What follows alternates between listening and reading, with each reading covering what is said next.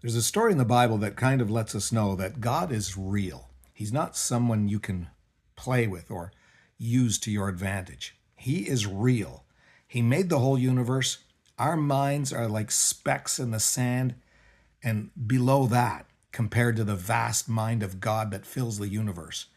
There's a story in the Bible when the Israelite Ark of the Covenant was taken by the Philistines and put into the Philistines' capital city's temple of Dagon.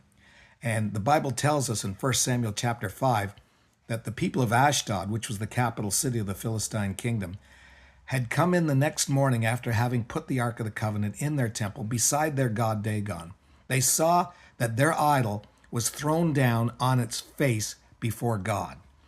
Now, the Philistines were accustomed to powerless idols, lifeless statues made of wood and stone, crafted by human hands and propped up by human imagination. And their so-called gods were nothing more than hollow symbols, incapable of speaking, acting, or manifesting anything actually real. They didn't fear the Ark of the Covenant because they had never encountered a God who actually lives, a God who moves and speaks and acts with power. They had no idea that they were toying with the presence of the God of the universe, the one who made the heavens and the earth and who dwells between the cherubims, who rides upon the storm and cannot be rivaled. That night, while they were sleeping, the Philistines' foolish hearts dreamed of their domination, and God moved. He took that dumb idol, that lifeless image of Dagon, cast it down, and it wasn't randomly cast, it was deliberately cast down.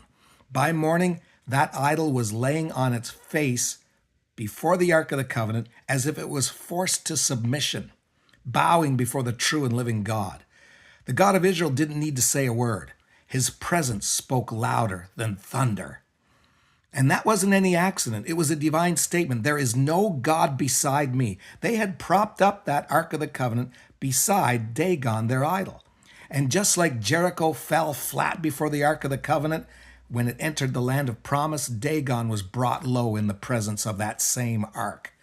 Whether towering walls or towering idols, everything must fall before the majesty of the Lord.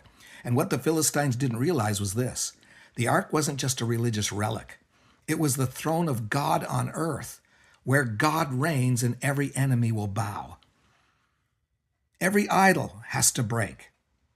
Every false power has to fall prostrate in defeat. They weren't dealing with another empty image. They were grappling with the living God who manifests and thunders and never shares his glory with another.